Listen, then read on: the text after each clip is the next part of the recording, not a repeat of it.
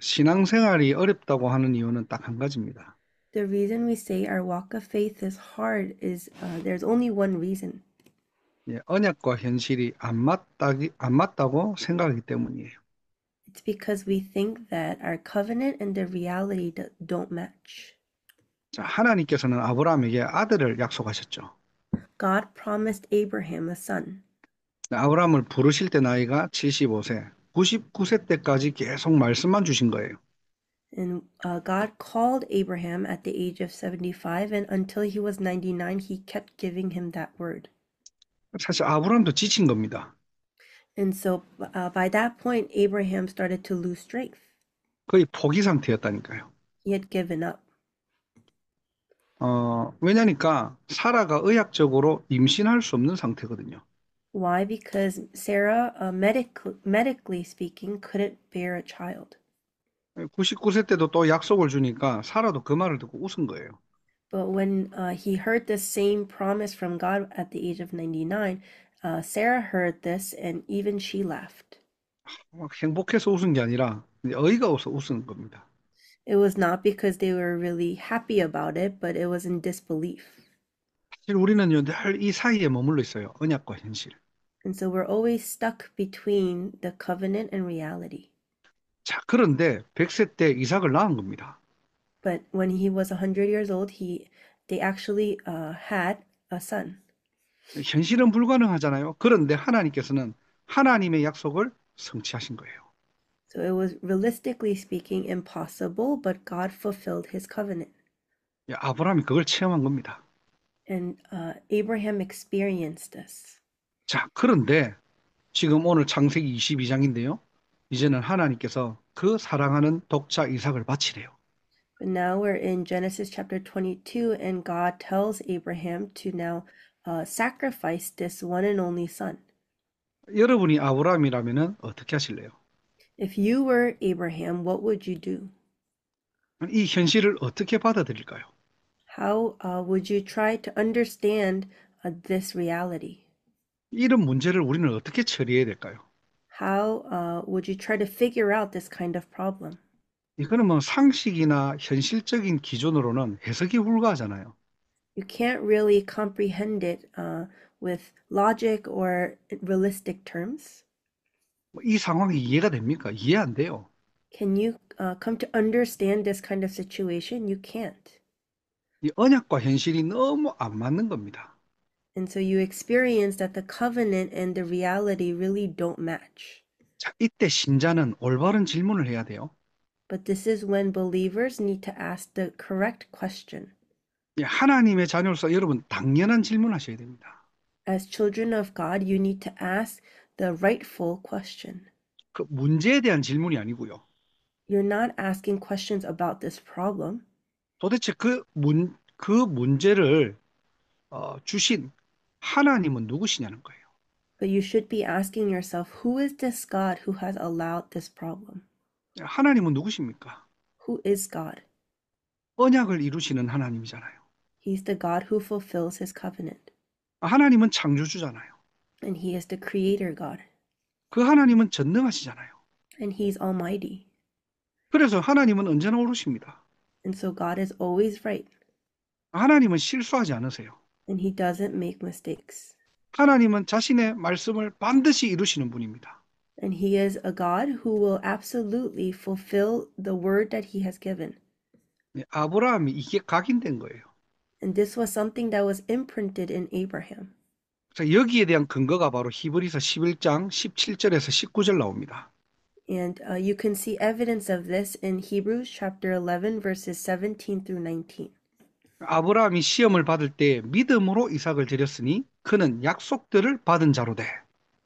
It says, by faith, Abraham, when God tested him, offered Isaac as a sacrifice because he was one who had embraced the promise. 그냥 내 열심으로 믿습니다 하는 그런 신념이 아니고요. It was not just in blind faith that he just said he believed what God said. 믿음으로 드렸는데 어떻게 해요? 그는 약속들을 받은 자래요. It said he was the one who had this faith because he was the one who embraced this promise. 말 그대로 언약의 관점으로 이거를 재해석한 겁니다. So it means that he saw this, saw all things with the eyes of the covenant. 예, 하나님의 약속의 기준을 가지고 이 상황을 보니 19절에 뭐라고 돼 있느냐? 이삭을 죽은 자 가운데서 다시 살리실 줄로 생각한지라. When he saw this problem and this situation with the eyes of the covenant, in verse 19 it says that Abraham reasoned that God could even raise the dead. 예, 언약적 근거를 기반한 믿음을 얘기하는 거예요. We're talking about a faith that is based on this covenant. 그래서 아브라함을 보고 믿음의 조상이라고 얘기합니다. And that's why we call Abraham the father of faith. 예, 오늘도 저와 여러분들이 중요한 게 뭐냐? 정말로 하나님의 언약이 있냐는 거예요. What's important for you and I today is, do we have this covenant?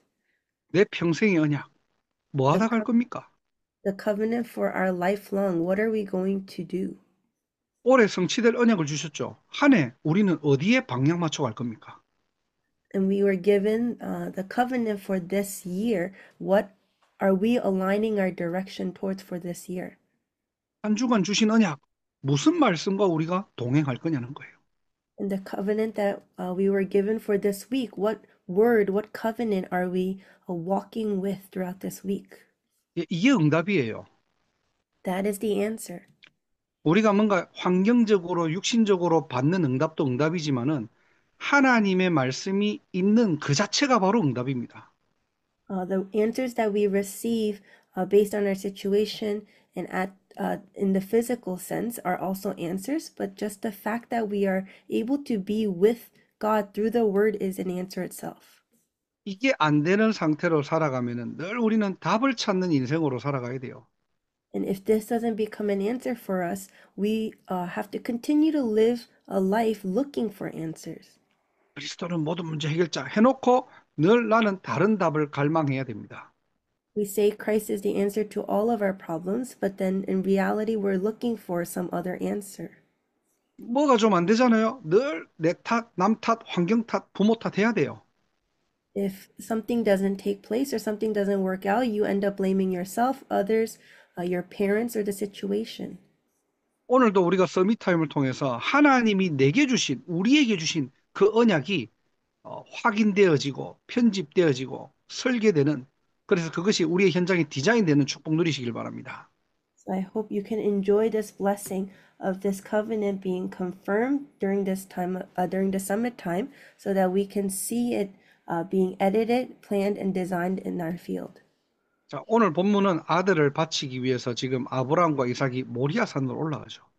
So our main scripture reading today is about Isaac and Abraham going up to Mount Moriah so that he can be sacrificed. 예, 아브라함은 답을 가지고 올라갑니다. And so Abraham goes up already having this answer.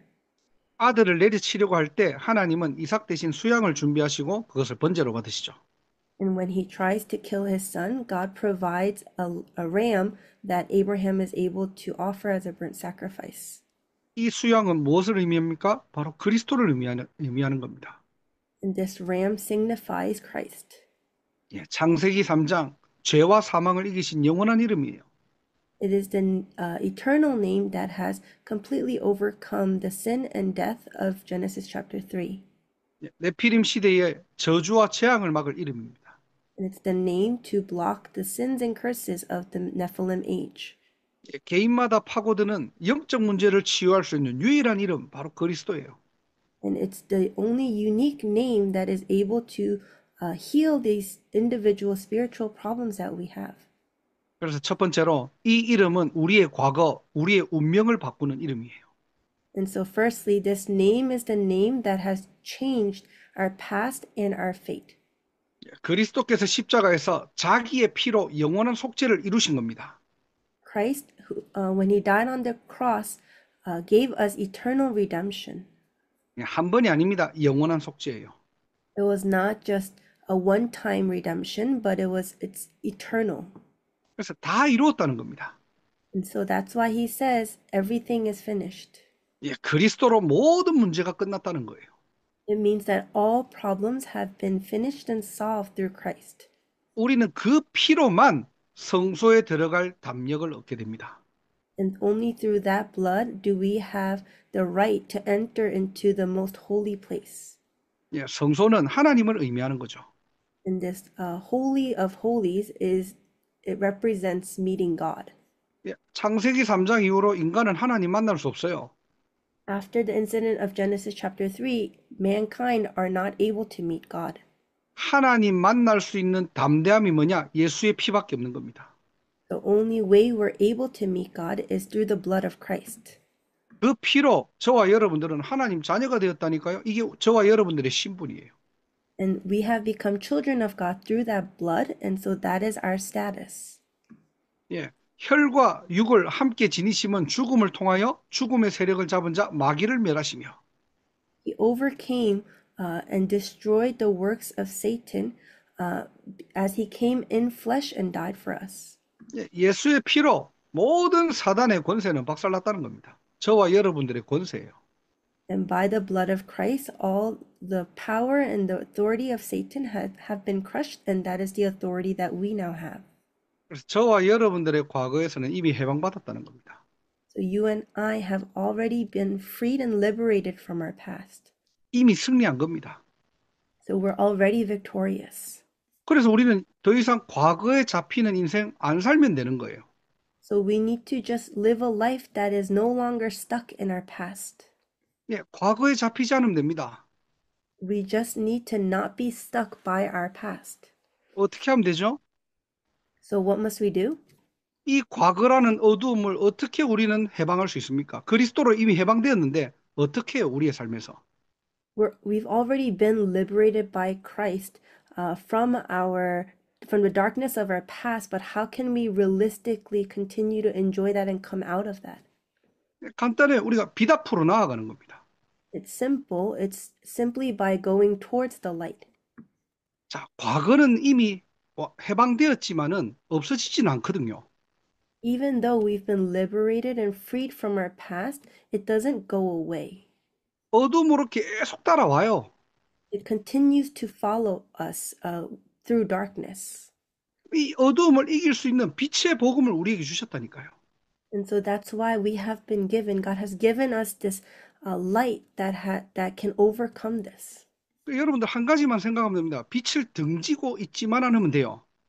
So you only need to think about one thing. You need to just not be standing facing opposite the light. 자, 여러분들 생각해 보세요. So think about this. 내가 빛 앞에 있다. 그리고 내 뒤에는 그림자가 있어요. Let's say you're standing facing towards the light and your shadow is behind you.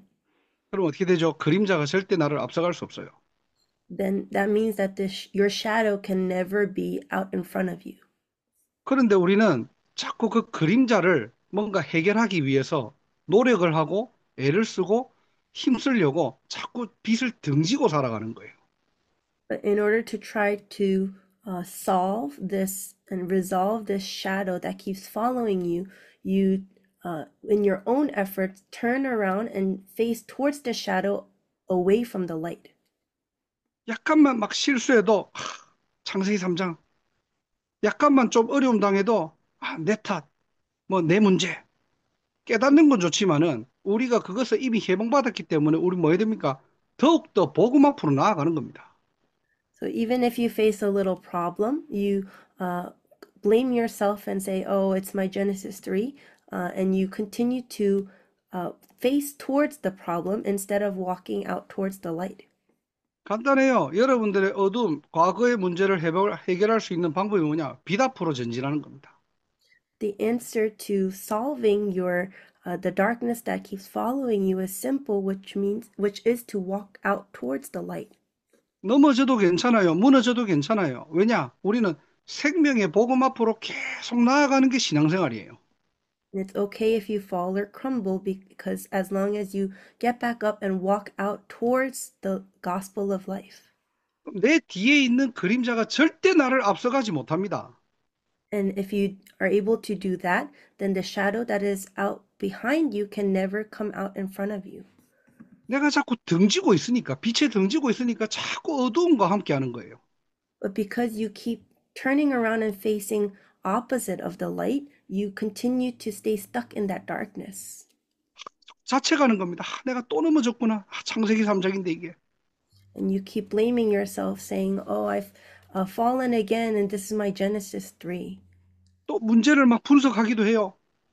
And then you go about trying to analyze your problems. 약간만 실수해도 막 자책하고요. And if you make a small mistake, you blame yourself. 깨닫는 건 좋죠. It's good for you to realize. 근데 진짜 복음을 깨닫는다는 말은 무너지고 넘어져도 실패해도 빛 앞으로 나아가는 겁니다. But really realizing the gospel means even if you have fallen or if you fail, you go out back towards the light. 그게 과거가 발판되는 거예요. That's what it means for your past to become a platform. 나의 과거 때문에 오히려 나는 빛 앞으로 전진하게 된다니까요. Because of my past, I'm able to go out more towards the light. 예, 과거에 잡히는 인생 살지 마시기를 주님의 이름으로 축복합니다. I bless you in the name of the Lord that you would not live a life stuck and bound by your past. 예, 두 번째로 복음 가진 자는 오늘 내게 주신 언약을 붙잡아야 돼요. Secondly, the ones who have the gospel need to hold on to the covenant that has been given to me today. 창세기 22장 오늘 본문을 보면은 수장을 번제로 드리고 다시 하나님께서는 언약을 주시죠. If you look in the scripture reading for today in Genesis chapter 22, after the ram was offered as a sacrifice, God gives another covenant. 예, 첫 번째로 내 씨로 말미암아 렘넌트에 대한 언약입니다. He says, through your seed, which is the covenant of the remnants. 예, 다음 세대를 살릴 우리를 남은 자로 부르신 거예요. So he has called us as the remaining ones to save the next generation.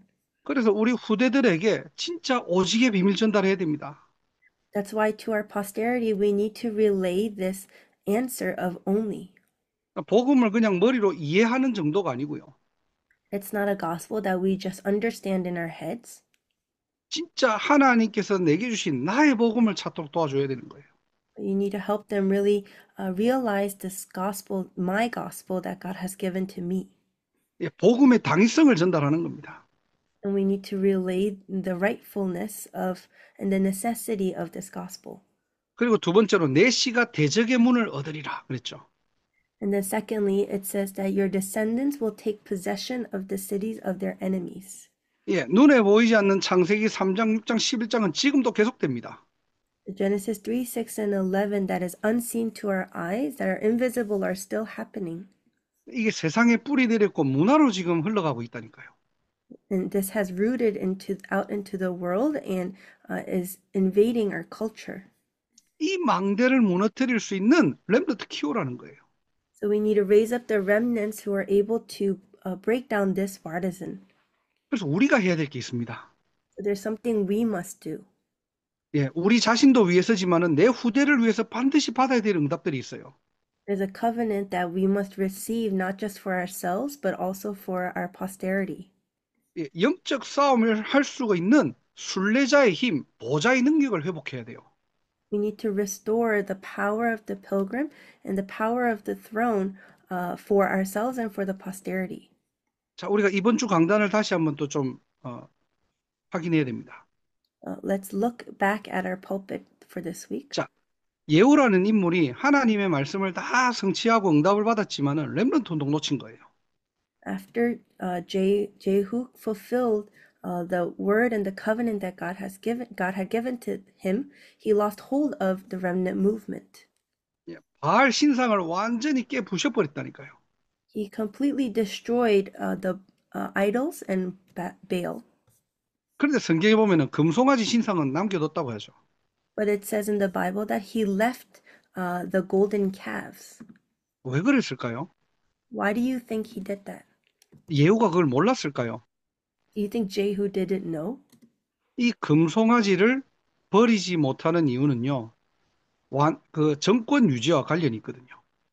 The reason he couldn't completely destroy all the idols and the golden calves was because there was some political power that he wanted to maintain.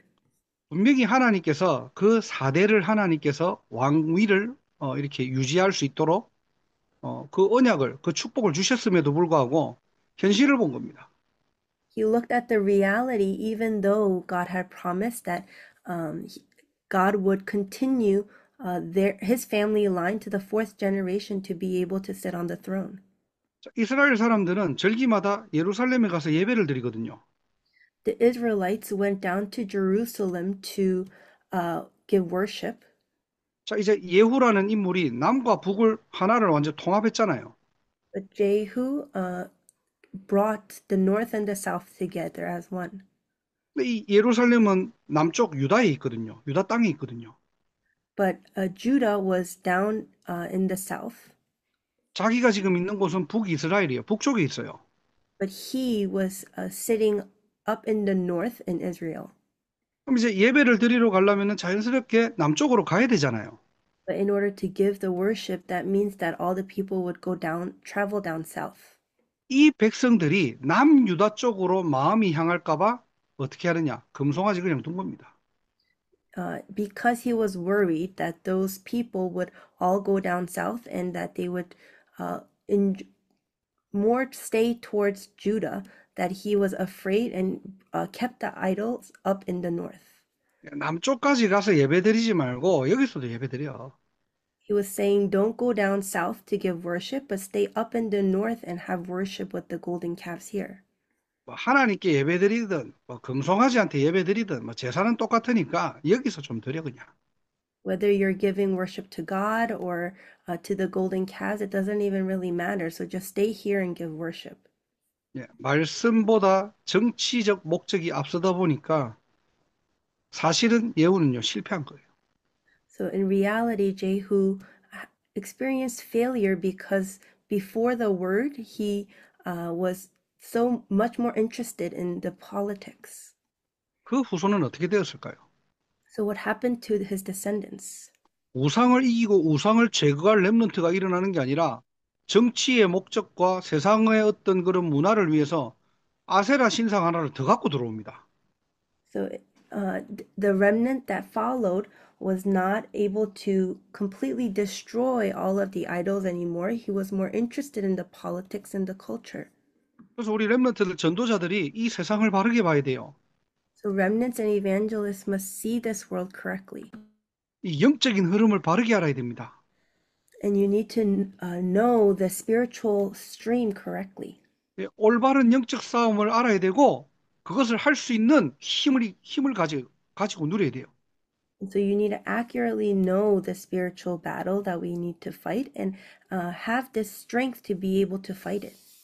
우리의 렘넌트들은 저와 여러분들의 신앙의 발자취를 보고 배우고 따라가거든요.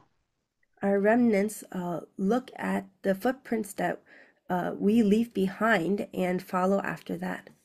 그러면서 뭐라고 합니까? 내 씨로 말미암아 천하 만민이 복을 받게 될 것이다. And then God says that through your offspring, all nations on earth will be blessed. 정복자의 축복입니다. That is the blessing of the conqueror. 결국 저와 여러분들의 인생을 통해서 하나님께서는 2, 3, 7, 5천 종족 세계복음 하시겠다는 거거든요. So in the end, God is saying that through our lives, He will fulfill world evangelization of 237 nations and 5,000 tribes. 그래서 우리는 오늘도 언약 세 가지 뜰 이것을 언약으로 붙잡는 거예요. That's why we're holding on to this covenant of the three courtyards. 세 가지 뜰의 키는 24입니다. And the key to the three courtyards is 24 hours. 24 할 수 있는 성전에 응답받자는 거예요. And so that's why we're praying for this answer of the temple that is able to do 24 hours. 여러분이 그 성전이고요. And you are the temple. 여러분을 통해서 그런 보스턴의 교회당이 세워지기를 주님의 이름으로 축복합니다. And I bless you in the name of the Lord that through you, this kind of temple would be raised up in Boston. 24를 할 수 있는 5천 학사하자는 거예요. We want to raise up the 5,000 boarding houses that are able to do 24 hours. 오늘도 저와 여러분 이것을 확실한 언약, 나의 언약으로 붙잡는 날이 되기를 주 예수 그리스도 이름으로 축원합니다. I bless you in the name of the Lord that you would be able to hold on to this covenant as my covenant. 자, 마지막으로 미래 언약이에요. And lastly, it's the blessing of the future. 이 언약을 붙잡은 자들이 받은 축복입니다. These are the blessings that those who held on to this covenant received. 아브라함의 후손들이 어떤 축복을 받았죠? What kind of blessings did Abraham's descendants receive? 이삭을 한번 보세요. Look at Isaac. 한평생을 축복받아요. He received blessings his entire life. 한평생을 진짜 복의 근원처럼 살아갑니다. Throughout his entire life, he lived as a source of blessings. 야곱이 받은 축복이 어떻습니까? And look at Jacob's blessings. 시대 응답 받잖아요. He received blessings of the ages. 요셉이 받은 축복이 뭡니까? And what are Joseph's blessings? 세계복음화입니다. It's world evangelization. 여러분이 언약 붙잡았을 뿐인데 It was just that you held on to the covenant. 그 언약을 붙잡고 진짜 기도하면서 우리가 할 수 있는 그 작은 헌신들이요. 우리 후대들에게는 완전한 축복, 영원한 축복으로 이어진다는 거예요. But when you hold on to that covenant and pray and do the little that you can for your next generation, it becomes a complete and eternal blessing. 그래서 오늘도 저와 여러분들이 이 언약 붙잡는 날이 되기를 주님으로 축복합니다. I bless you in the name of the Lord that even today you would be able to hold on to this covenant. 왜 묵상합니까? 오늘 끝나고 우리 묵상하자. 왜 묵상합니까? 이 언약이 내 안에 망대가 되도록. We take a time to meditate afterwards. So why do we have this time of meditation? It's for this covenant to become a partisan within us. 말씀과 함께하는 시간이에요. It's a time to be with the word. 이 말씀이 내 영혼에 머물러야 되고 각인돼야 됩니다. And this word must stay within our soul. 하나님께서는 그 말씀 가진 자를 통해서 언약의 여정을 이루어가세요. It must be imprinted within us. And so through those who have this word, God will fulfill his word. 그래서 우리는 말씀 놓치지 말라는 겁니다. That's why we must not lose hold of the word. 때로는 문제와 사건 오거든요. 전부 이정표예요. There are problems and incidents that may arise, but they are all guideposts. 문제가 아니고 사건이 아니고 언약을 확인하는 시간이에요. They're not problems or incidents, but it's a time for you to be able to confirm this covenant. 이 축복의 증인되기를 주 예수 그리스도 이름으로 축복합니다. I bless you in the name of the Lord that you would be the witness of this blessing.